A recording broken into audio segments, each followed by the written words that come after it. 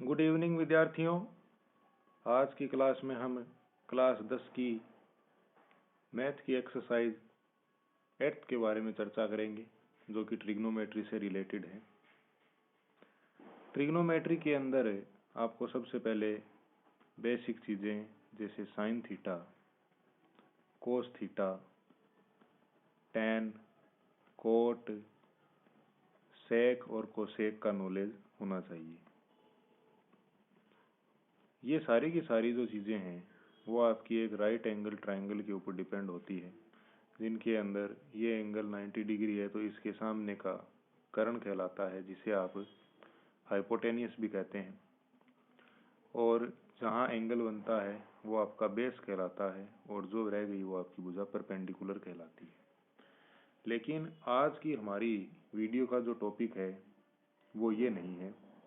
आज की वीडियो के टॉपिक में हम बात करेंगे कि इसमें 3 महत्वपूर्ण सर्वसमीकाएं काम आती है, प्रॉपर्टीज काम आती है, उनके बारे में आज हम बात करने वाले हैं, सर्वसमीकाओं के बारे में। ये सर्वसमीकाएं मैंने टॉपिक प्रॉपर्टीज इसलिए लिया क्योंकि इनको याद रखने के अंदर बच्चों को थोड़ी परेशानी होती है कि ये याद नहीं हो पाती। तो इनको याद करने का सबसे इजीएस्ट जो वे है वो मैं आज आपको बताने वाला हूँ। छोटी सी हमारी वीडियो होगी, लगभग 5 से 6 मिनट की, लेकिन ये वीडियो देखने के बाद में आप इन आइडेंटिटीज़ को फ्यूचर में कभी भी नहीं भूलेंगे। दिक्कत आती है कि सर tan का फॉर्मूला बनाते हैं 1 + tan स्क्वायर थीटा बराबर sec स्क्वायर थीटा होगा, या 1 + sec स्क्वायर थीटा बराबर tan स्क्वायर थीटा होगा। अगर यहीं पे अटक जाएंगे तो फिर आगे पूरा का पूरा सवाल गलत होने की संभावना पूरी है। और ये सर्वसमीका या आइडेंटिटी जिन सवालों में काम आती है वो सवाल आपके बोर्ड के एग्जाम में 6 नंबर का पूछा जाता है। तो इनकी इम्पोर्टेंस है, इनका सिग्निफिकेंस है, वो बहुत ज़्यादा बढ़ जाता है। तो आइए शुरू करते हैं इन सर्वसमीकाओं को। तो आपको केवल और केवल एक सर्वसमीका याद रखनी है, जो सर्वसमीका है आपकी sign square theta plus cos square theta बराबर 1। ये लगभग एक पढ़ने वाले विद्यार्थी को याद रहती है कि sine square plus cos square बराबर 1 होता है। अब इन्हीं से हम आगे की 2 और सर्वसमीकाएं बनाएंगे, वो देखते हैं किस प्रकार। सबसे पहले मैं आपको इसकी और 2 चीज़ें बता देता हूँ कि ये अगर आपको साइन की फॉर्म के अंदर चाहिए तो आप इसे इस प्रकार से लिखेंगे। देखो कैसे, कि सर अगर हम इसका पक्षांतरण करते हैं, पक्षांतरण मतलब इस साइन स्क्वायर थीटा की वैल्यू निकालते हैं, तो ये हमें मिलेगा 1 - कोस स्क्वायर थीटा। तो इसी से हमने इसको बनाया।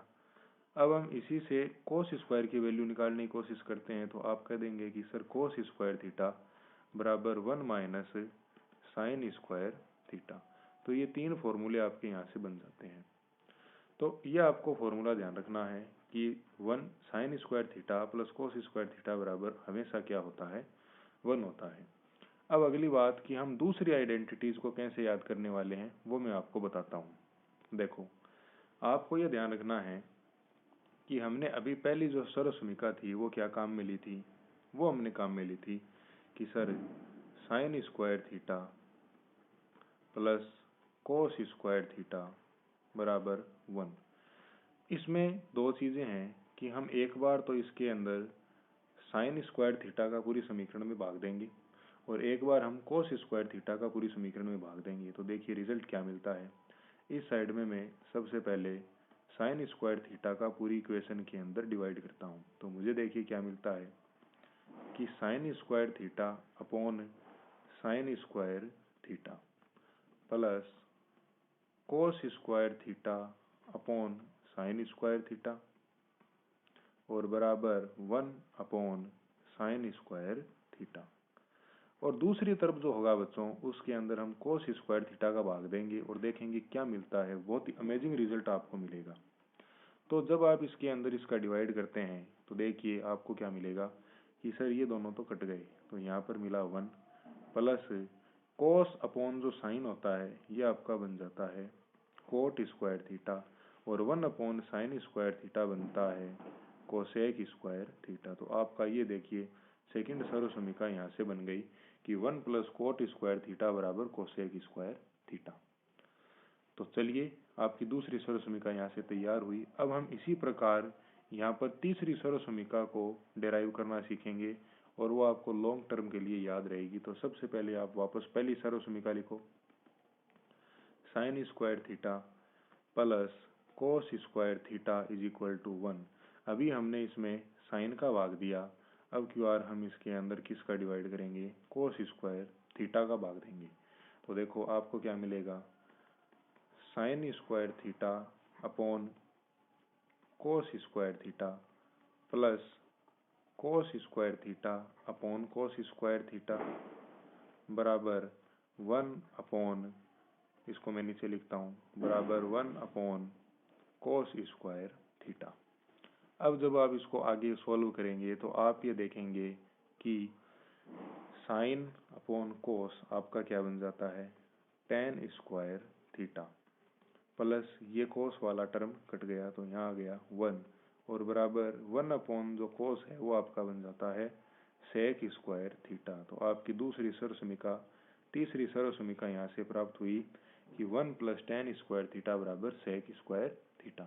तो अब हम इन एक बार पास में एक बार साथ में इन तीनों सर्व समीकरणों को लिख लेते हैं। तो आपकी सर्व समीकरण नंबर 1 क्या थी कि sir sign square theta plus cos square theta बराबर 1 और यहाँ से हमने साइन स्क्वायर की वैल्यू निकाली थी, कितनी आई थी 1 माइनस कोस स्क्वायर थीटा और यहाँ से हम कोस स्क्वायर की भी वैल्यू निकाल सकते हैं, वो कितनी आएगी 1 माइनस साइन स्क्वायर थीटा। अगली जो सर्व समीकरण थी हमारी, वो हमारी सर्व समीकरण थी 1 प्लस 2 नंबर जो सर्व समीकरण थी वो थी 1 प्लस टेन स्क्वायर थीटा बराबर सेक स्क्वायर थीटा। तो यहाँ से आप 1 की वैल्यू निकाल सकते हो, sec square theta minus tan square theta और यहीं से आप टेन स्क्वायर की वैल्यू निकाल सकते हो कि टेन स्क्वायर थीटा बराबर सेक स्क्वायर थीटा माइनस 1 और तीसरी और फाइनल आपकी जो इक्वेशन आएगी वो आएगी कि 1 प्लस कोट स्क्वायर थीटा बराबर कोसेक स्क्वायर थीटा। यहाँ से आप 1 की वैल्यू निकाल सकते हो, 1 बराबर cosec square theta minus cot square theta और यहीं से आप कोट की वैल्यू निकाल सकते हो कि कोट स्क्वायर थीटा बराबर cosec square theta minus cot square theta. तो मैं आशा करूँगा कि आपको किस प्रकार से याद रखनी है, किस प्रकार से इनको डेराइव करना है, ये भली प्रकार से समझ में आया होगा। और आप विश्वास कीजिए ये तीन सर्व समीकरणों में अगर आपको कन्फ्यूजन नहीं होगा तो आपको अंदर से कॉन्फिडेंस मिलेगा कि हाँ, अगर इनसे संबंधित कोई भी सवाल किसी भी प्रकार का आता है तो उसे मैं आसानी से पेपर में हल कर सकूँगा। तो इन्हीं के साथ प्रिंस क्लासेस से जुड़े रहने के लिए और हम पर विश्वास करने के लिए आप सभी का हृदय की अनंत गहराइयों से बहुत बहुत धन्यवाद और आप सभी को दीपावली की हार्दिक शुभकामनाएं।